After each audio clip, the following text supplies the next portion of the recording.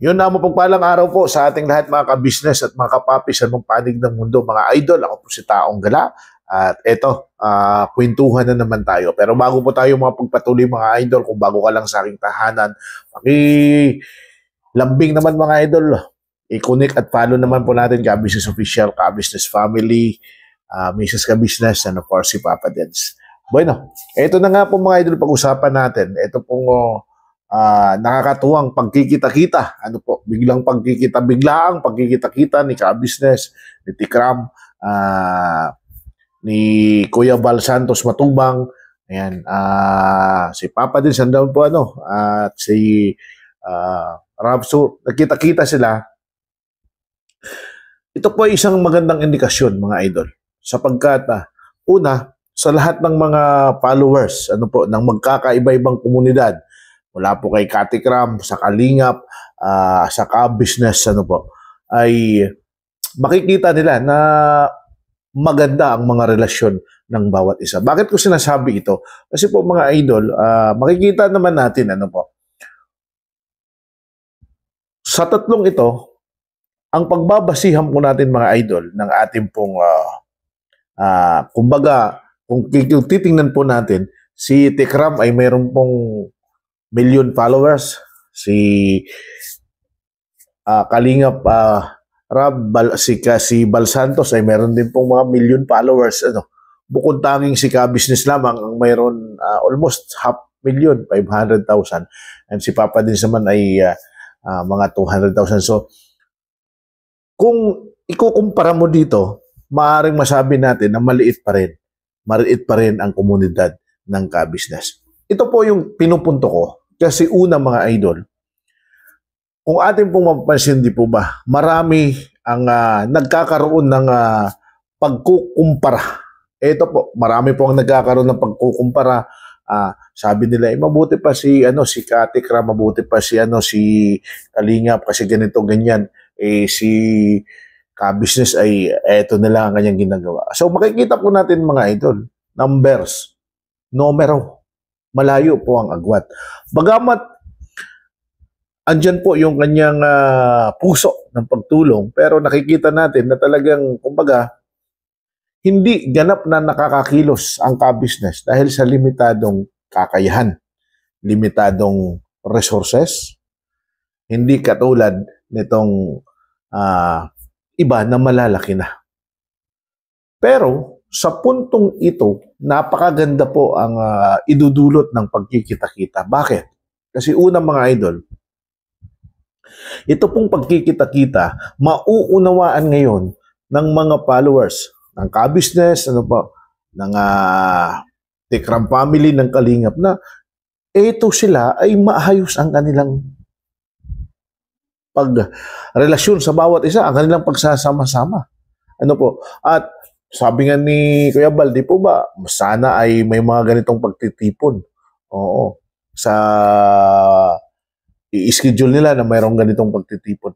Well, napakagandang idea yan.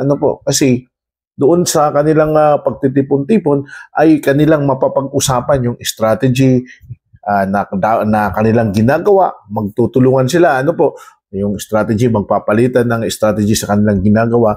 And at the same time, isa po sa magandang indikasyon dyan is makikita nila yung indicator ng bawat isa kung asan na nga ba yung kanilang strength, yung kanilang kalakasan, laro na po sa pagcha-charity. So napakaganda po yan. At maaaring may posibilidad na pwede silang gumawa ng sabayang proyekto. Ito po yung sinasabi natin. Ano po yung sabayang proyekto?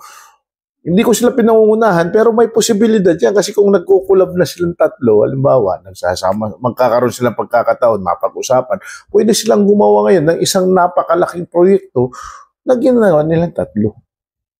Kasi pare-parehas ang kanilang adhikain. No? So, yan po ang kagandahan doon. Kaya para sa atin, sa mga ka-business, alam ko, marami sa atin ng, di ba, pinupunan natin si Ka-business dahil sinasabi natin na wala Ka-business kasi hindi ka na tumutulong, kasi Ka-business wala ganito. Pero alam niyo po mga idol, itong pagkikita-kita ay indicator yan. Sa puso ni Ka-business ay nandyan pa rin ang kanyang naisin na tumulong. Nandyan pa rin yan. Di mawawala yan. Ibig sabihin, andyan pa rin sa puso niya yung pagiging charity vlogger. Kaya nga lang, katulad yan ng sinasabi natin, medyo nang, kumbaga naglalaylo, minsan humihina dahil sa kakayahan. Kawalan ng kakayahan. Limitado ang kanyang kakayahan. Ano po? So, dito, masigit natin na mauunawaan dapat ang sitwasyon ni ka-business. Ano po? Magandang indikasyon ito na nagkita-kita sila. At least nagkaroon tayo. Kumbaga nabuksan yung ating kaisipan, nabuksan yung ating mga mata. Ano po? Na, uy, ito lang pala si ka-business compare dito. Kasi kadalasan kinukumpara natin, no? Ka-business, maganda pa siya. No? Hindi dapat natin ikumpara yan. Alam niyo kung bakit? Maliit man o malaking vlogger, may malaking community, may malawak, charity vlogger pa rin yan. Pagtulong pa rin ang nandyan sa kanila. So, sana ipagdasal natin mga idol, ano na ako para sa akin, kasi sobrang natuwa ako nung nagkita-kita sila. Sabi ko, napakaganda nito kasi pwede silang magtatag. Halimbawa, in a 1 quarter, mag-usap-usap sila, din gumawa sila ng isang malakihang proyekto, sama-sama sila sa isang pagtulong, may malaking impact yan mga idol, no? May malaking impact yan. At pangalawa, maiinggan nyo at mai-encourage itong community ng bawat isa. Ano po? Halimbawa, ang ka-business ay susuportahan si Tikram, susuportahan lang. Alam ko naman, ang ka-business is laging nakasupport sa Kalingap. Kasi ano yan kumbaga magkadugtong ang puso niyan, di po ba? Ano po? So, at the same time, yung mga Tekram, and din yung iba pang Kalingap ay masuportahan din si ka-business. So, maghuhugutan yan. Nakikita ko na at least lalakas sila pareho. Lalakas sila. Batid natin mga idol na kahit ka malakas ay hindi nawawala ang problema. Kasi una, si Kati Kram ay dumanas din ng napakalaking napakasalimot na problema ngayon na kinakaharap niya, yung problema nila ni Dip. And kung titingnan din natin, si ka-business ay humaharap din sa malaking problema, yung problema nila kay Boom. Nakikita natin, magkaiba lang sila ng impact mga idol kasi laki ng community ni Kati Kram, si ka-business ay ito ang kanyang community, pero the same sitwasyon, the same scenario, the same ang bigat. Parehas sila ng pagkakataon at ang pagkikitang ito ay napakaganda dahil makakakuha sila ng mga ideas kung paano gagawin at mareresolba itong mga kinakaharap ng problema. Pero once and for all mga idol, sobrang napakasarap na makita itong mga charity vlogger na katulad ni ka-business, ang Tekram family, ang Kalingap family, nagkita-kita sila.